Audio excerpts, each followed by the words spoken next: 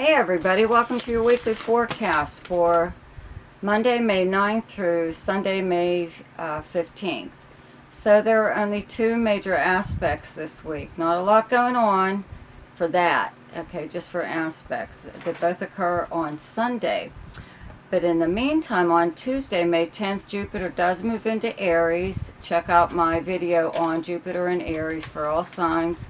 But I believe I may be doing a couple shorts, you know, the little, I forget what, they're like a minute long or something like that, on this. And a couple other things. But anyways, Mercury also turns retrograde on the 10th in Gemini.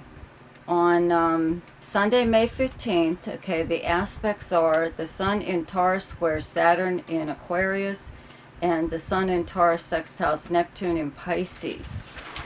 Okay, so I'd like to thank my subscribers for your continued support. If you're new to this channel and you like this video, please like and share it, and don't forget to subscribe to my channel. Click on the notification bell and you'll be notified each time I upload something. Also, check out my monthly forecasts, and in the description box below, there's a link there to my website if you would like to have your chart done. And there's also a link called Ask Me a Question, which is for those of you who only want to know maybe one or two things about your chart. Okay, so whatever sign comes up next. Okay, so for Sagittarius, on Sunday, May 15th, the Sun in Taurus in your 6th house squares Saturn, transiting in your 3rd house of Aquarius. And also on this day, the Sun in Taurus in your 6th house sextiles Neptune, transiting in your 4th house of Pisces. So both of these transits are from the Sun, okay, in your 6th house of the kind of work that you do, the workplace, your co-workers, your work schedule. It's also your house of health. Let's see, your house of service. Okay, but I'd have to say it's just looks to me like you're just pretty busy, you know what I mean? The square to Saturn in your 3rd house could mean that work that you're doing is kind of like getting in the way, or not really getting in the way, just that taking up too much of your time. I mean, this is like a side venture or something or other, not your main source of income. Okay, now there could be like a little bit of, let's say, transportation problems, or you could just be stuck in traffic maybe on this day trying to get somewhere. But to me it looks like it's work related. You are either having a hard time physically getting to some place in order to I don't know, do your job, or pick something up and take it home to do it there. Also though, this being the house of service, the very same thing, except that somebody may want you to run an errand for them, or go somewhere shopping, or I don't know, pick something up or whatever for them, and it really kind of takes you out of your way. You may even like run into a bunch of detours, or the place is closed, you know, when you get there. Whatever. Also, okay, with this sextile though, from your 6th house to your 4th house of home, I'd have to say that whatever it is you're working on, you're getting the results that you want, more or less. You are, I guess, working from home, but the thing that I just said previously about service to someone else, you know, helping someone else out, I think that's what it is here, is someone is interfering with something that you're trying to do, as far as you know, project or something that you're working on. Having the planet Uranus in your 6th house does make you you know, look for different ways, or let's put it this way, a more interesting way to earn a living or bring in money in some way or other. Even if you're retired, there's still something that you're doing that's very, very unique. Okay, and you'd rather just do it on this nice quiet Sunday, but there is somebody kind of like interfering with you in a way. Okay, so you're not able to get anything done. Okay, so for Aquarius. Okay, on Sunday, May 15th, the Sun in Taurus in your 4th house, okay, square Saturn in your 1st house of Aquarius, and on the same day, the Sun in Taurus in your 4th house, sextiles Neptune, transiting in your 2nd house of Pisces. So your 4th house is your family life, your home, or wherever it is that you physically live, the people you live with. It's also your past, your childhood, and your like personal life, you know. So the square to Saturn in your 1st house just means that, as always, it's more than likely a family member that says something or acts in a certain way that you know, hurts your feelings or depresses you, or you know, just like their whole attitude more or less towards you is I don't know, it's incorrect for one thing. At the same time, you know, on this day, you have a nice sextile to Neptune in your 2nd house.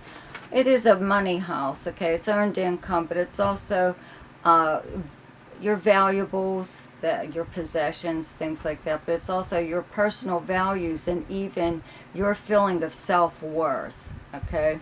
So I would have to say, you know, Neptune here was like kind of giving you a wishy-washy attitudes more or less towards yourself, especially with having Saturn in your 1st house. But then Jupiter came along with its transit in Pisces and kind of cleared up any misconceptions that you had about yourself, right?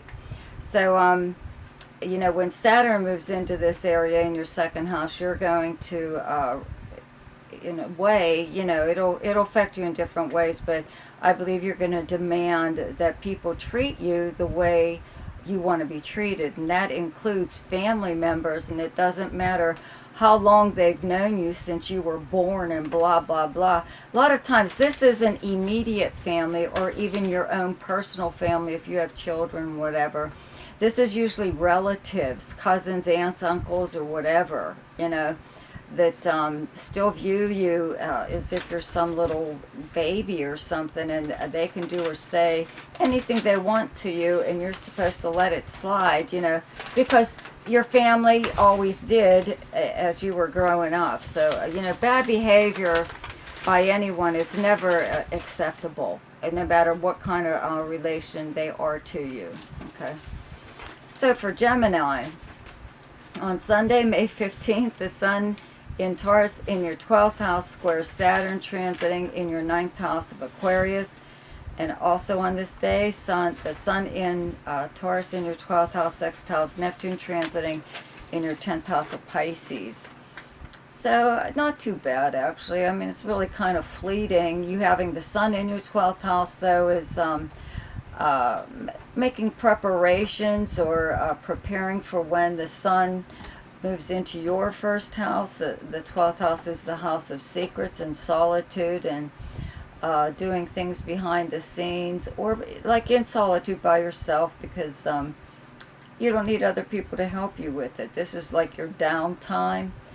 The square to Saturn in your 9th house is kind of like in regards to, let's say, other people, okay, because you have a lot going on with Venus is in your 11th house of Aries, and Mars will be moving here soon, but Jupiter just moved here like on the 10th, right? So I'd have to say it's maybe some kind of like difference of opinion, or just not understanding someone else's point of view just based on the fact that they come from a completely different background than yours, okay? And this is like, I would have to say, when dealing with your friends or any kind of organization that you belong to, maybe someone there, you're just like never going to see eye to eye with them, because you don't even feel like it, and they don't feel like trying to be understanding, you know what I mean? It's like in your mind it's not worth your while. So this person is more than likely not somebody that really wows you, okay? Also, with this sextile from the Sun to Neptune in your 10th house, means that you are working on something in secret in regards to your career, you know, or whatever it is that you do for a living. Even if you're retired, there's still something that, you know, you could be working on, but the 10th house is still like the house of your personal reputation and professional, but your status even among your own peer group. Okay, so you could be like working on something that you're going to wow everybody with, or unleash it on the public. Okay, whenever the Sun moves into your first house, like on the 20th. Okay, so let's see here. 1, 2, 3. Who am I missing? Okay, Virgo. So for Virgo, okay, the Sun in Taurus in your 9th house. Okay, square Saturn transiting in your 6th house of Aquarius. And on the same day, the Sun in your 9th house in Taurus, 6th house Neptune, transiting in your 7th house of Pisces. So this actually isn't too bad of a transit, I don't think. I think like the square from your 9th house of many, many things, but one of them is knowledge, higher learning. You know, I'd have to say that, you know, because the planet Uranus is here also, so you've been learning even on your own some things that you've always wanted to know. You're learning it for yourself, okay, not because you need to know it for like your job or anything like that. But whatever it is, it's something a little different, more than likely something from another culture. It could be a philosophy of some kind or other that you've adapted or have incorporated into your own life in some way. And this could be anything from like physical exercise to some kind of diet, something or other. Okay, so the 6th house where you have Saturn in Aquarius, it's also not just your health, it's your house of work and your co-workers and the kind of work that you do. And because there's these planets in your 9th house of knowledge, for a while now you've been working on whatever kind of work that you do. You have always felt that you're more knowledgeable in that area than your co-workers, or maybe even your boss. Maybe you don't even really respect them because they don't seem to know what they're talking about. But it looks like people do listen to you because, not everyone though, but they do listen to you because things that you've commented on in the past were correct, whereas others were incorrect. Okay, so now maybe people will just listen to you instead of arguing with you about it in the future, right? As to who's right when it comes to work. Okay, now the sextile from your 9th to your 7th house of close relationships, okay, to Neptune in Pisces in your 7th house brings a good rapport with someone, a partner, a close friend, a romantic partner or a business partner, but it's just close relationships, period. So there is something that you are seeing that you do have in common with one of these people in your life. And whatever it is, these occur on the same day, these transits, okay? So I'd have to say that if something goes down at work, or, you know, as far as this you being more knowledgeable or knowing more about whatever it is that you and your coworkers are about to do, you have people agreeing with you. Actually, they're in your corner and they're like more or less standing up for you, or agreeing to whatever it is you say to do. They'd rather listen to you.